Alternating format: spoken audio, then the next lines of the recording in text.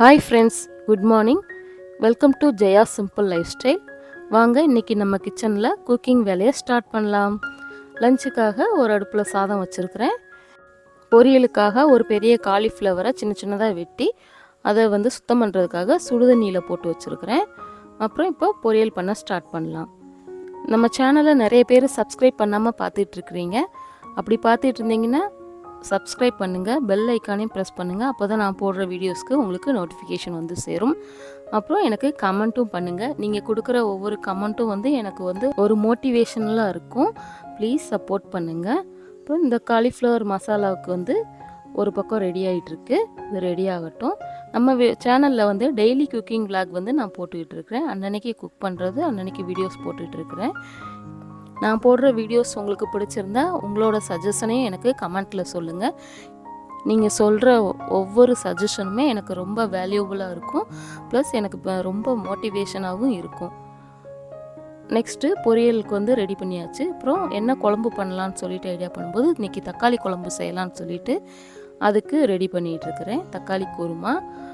இந்த தக்காளி குருமா எப்படி செய்கிறதுன்னு சொல்லி அதுவுமே நம்ம சேனலில் ஒரு தனி வீடியோ ஒன்று போட்டிருக்கேன்.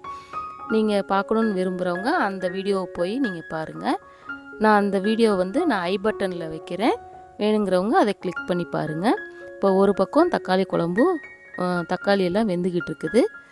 அது வேகட்டும். அப்புறம் குழம்புக்கு தேவையான தேங்காயெல்லாம் அரைச்சி ஊற்றிட்டு இது நல்லா ஒரு கொதி வந்துச்சுன்னா குழம்பு ரெடி ஆயிரும்.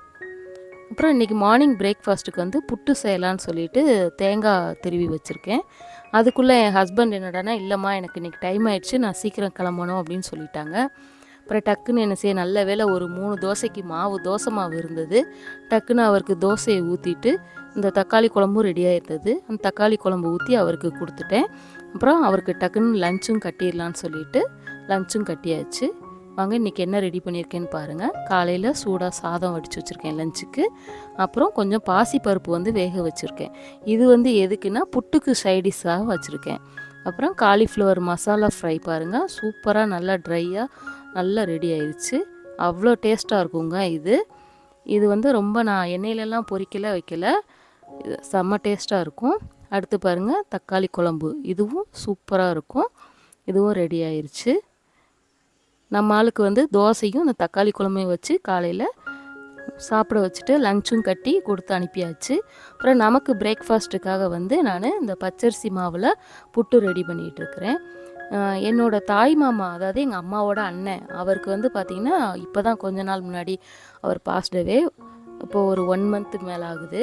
ஆனால் லாஸ்ட்டு ஒரு 3 மந்த்ஸ் முன்னாடி லாஸ்ட்டாக எங்கள் வீட்டுக்கு வந்திருந்தார். அவர் எப்போவுமே என்னை வரும்போதெல்லாம் என்கிட்ட அம்மா எனக்கு புட்டு செஞ்சு கொடுமா, புட்டு செஞ்சு கொடுமான்னு கேட்பார். கொலா புட்டு அதுவும்.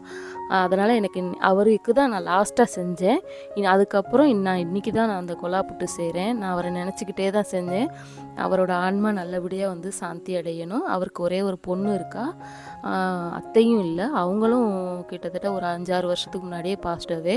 அந்த பொண்ணுக்கு ஒரு நல்ல ஒரு ஹெல்த்தை கொடுங்க, நல்லபடியாக அந்த பொண்ணுக்கு நல்ல ஒரு லைஃப்பை கொடுங்க அப்படின்னு சொல்லிட்டு அவரை வேண்டிக்கிட்டே நாங்களும் புட்டை வச்சுட்டேன். அவரை நினச்சிக்கிட்டே நாங்களும் சாப்பிட்டோம். இன்றைக்கி பிரேக்ஃபாஸ்ட் புட்டு, இந்த பாசிப்பயிறு, அப்புறம் இந்த நேந்திரம் பழம் இருக்குது. இது கூட வட்டை அப்பளம், அதாவது பப்படம் பொரித்து சாப்பிட்டோம்னா செம்ம சூப்பராக இருக்கும். புட்டு, பயறு, அப்பளம், அந்த பழம் 4ஐயும் பிசைஞ்சு சாப்பிடும்போது செம்ம டேஸ்ட்டாக இருக்கும். திருநெல்வேலி, கேரளா, நாகர்கோயிலெலாம் ரொம்ப இதாக விரும்பி சாப்பிடுவாங்க. அவ்வளோதான் இன்றைக்கி சமையல். நாளைக்கு என்ன சமையல்னு நாளைக்கு வீடியோவில் பார்க்கலாம். பாய்.